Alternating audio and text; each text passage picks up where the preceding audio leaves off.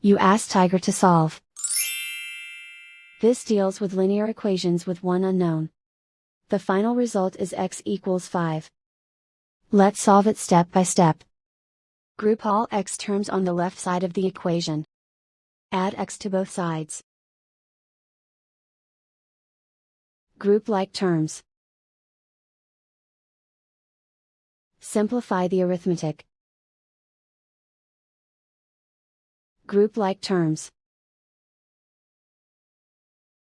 Simplify the arithmetic.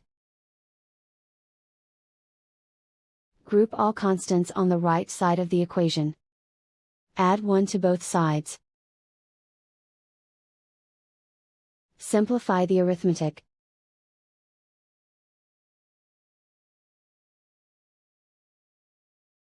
Isolate the x. Divide both sides by 10.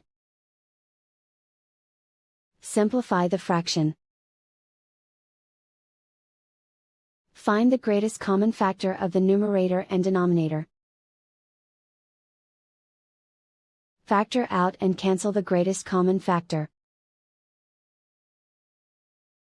And so the final result is x equals 5.